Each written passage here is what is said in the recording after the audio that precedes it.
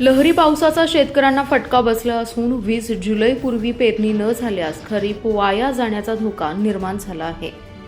मृग नक्षत्राच्या मुहूर्तावर पेरणी करण्यासाठी शेतकऱ्यांची लगबग सुरू असते. मात्र मान्सूनचे आगमन तब्बल 1 महिना लांबणीवर गेल्याने बळीराजा धास्तावला होता.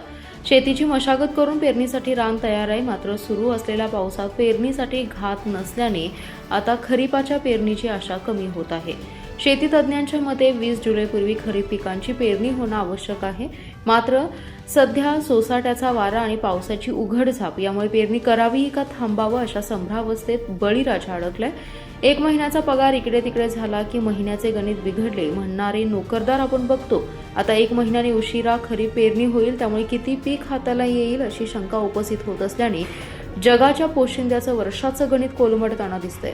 काही ठिकाणी ठिबक आणि तुषार सिंचनावर ओलिताखाली असलेल्या ऊस क्षेत्रात सोयाबीन भुईमूग टोकणी केली आहे. पण खरीप पिकांची पेरणी वेळेत झाल्यास योग्य उतारा मिळतो. पेरणी लांबल्याने हातातोंडाशी येणारं पीक ऐन हत्तीच्या पावसात सापडतं. तसेच पुढच्या रब्बीच्या हंगामावर परिणाम होतो. त्यामुळे अशा विचित्र अवस्थेत बळीराजा अडकला असल्याचं चित्र निर्माण झालंय. आपल्या भागामध्ये गेल्या वर्षी ज्याप्रमाणे 12-13 मे पासून ते मोठ्या प्रमाणात पाऊस झाला, त्यामुळे ह्या वर्षी लोकांनी सुरुवातीला पुन्हा दिवसातच लोकांनी जाणं तयार करून सगळ्या वगैरे सोडल्या ऊसासाठी.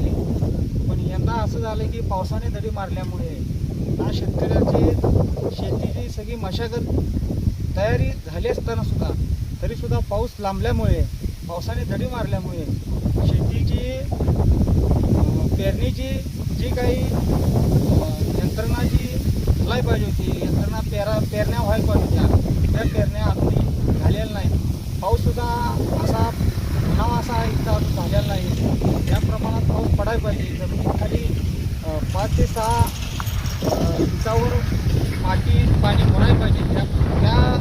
त्या पद्धतीने पाऊस पडलेला नाही. त्यामुळे शेतकऱ्यांना यंदा सगळं किती आर्थिक अडचणींना तोंड द्यायची वेळ आलेली आहे. मशागत केलेली आहे.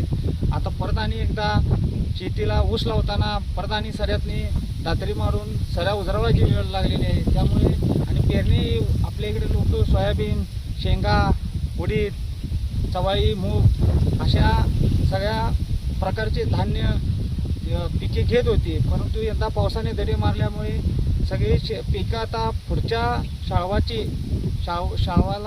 शाळू पेरण्याला आता अडचण होत आहे. पुढे गेल्यामुळे सगळं शेतीची अवस्था बिकट झालेली आहे. Special report Gajanan Bhagat.